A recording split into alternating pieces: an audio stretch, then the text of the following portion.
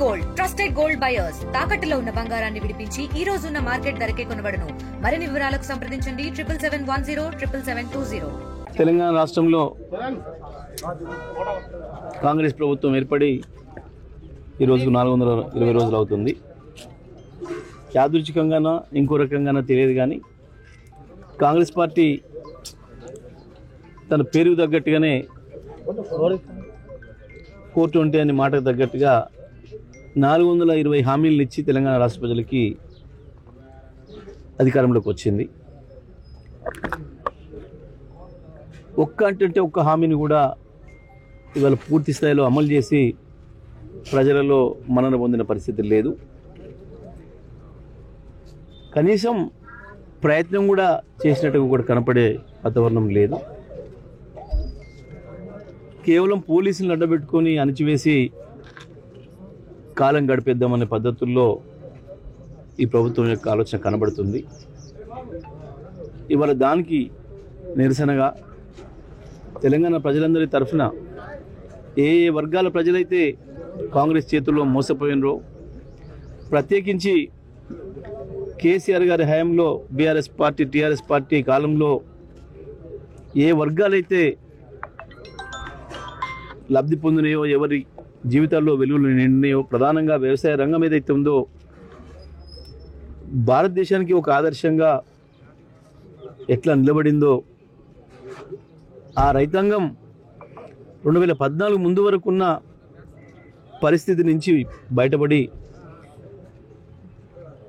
అన్నమో రామచంద్ర అని చెప్పి అడుక్కునే స్థితికి తెలంగాణ రైతాంగాన్ని నెట్టిన గత ప్రభుత్వాల ఆలోచనలకు భిన్నంగా కేసీఆర్ గారు ఎవరు ఊహించని విధంగా వ్యవసాయ రంగాన్ని భారతదేశానికే ఒక ఆదర్శంగా తీర్చిదిద్ది రైతాంగం మంచి కోలుకుంటున్న సందర్భంలో, తెలంగాణ వ్యవసాయ రంగం కుదురుకుంటున్న సందర్భంలో దుర్మార్గంగా ఈ కాంగ్రెస్ పార్టీ రైతుల్ని, మహిళల్ని, యువకుల్ని, విద్యార్థుల్ని, అన్ని వర్గాల ప్రజల్ని కూడా మోసం చేసి వాళ్ళని కేసీఆర్ నుంచి దూరం చేసి అధికారాన్ని పొందిన తర్వాత ఇప్పటి వరకు కూడా ఆ వైపు చూపు లేదు.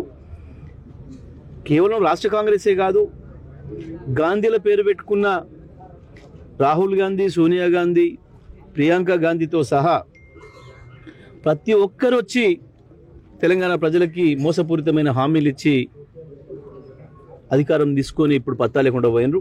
జిరాక్స్ల ఖర్చులే అవుతున్నాయి తప్ప ప్రజలకి వచ్చిందేమీ లేదు. ఇప్పటికీ 3 సార్లు పెట్టినా సరే ప్రభుత్వం ఇప్పటికి మేమే 2 సార్లు సర్వే చేసినామని చెప్పిండ్రు.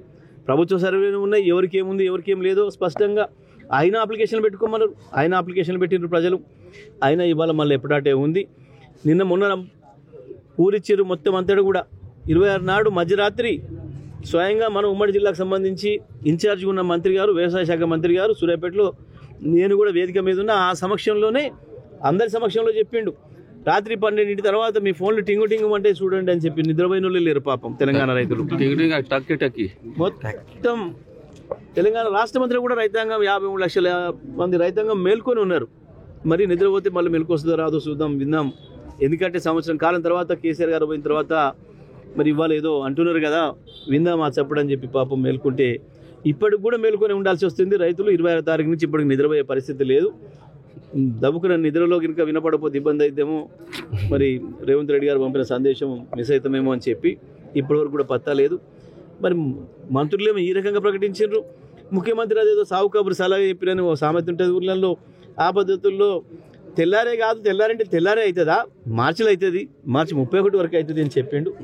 మరి మార్చి 31 ప్రతి సంవత్సరం కూడా ఉంటుంది, కానీ మరి ఏ సంవత్సరం చెప్పినా నేను అని అంటాడేమో. రేపు మళ్ళీ ఈ 31 అయిపోతే నేను చెప్పిన ఈ సంవత్సరం అని మార్చి అని చెప్పిన, మార్చి రాదా మళ్ళీ అని అంటాడేమో.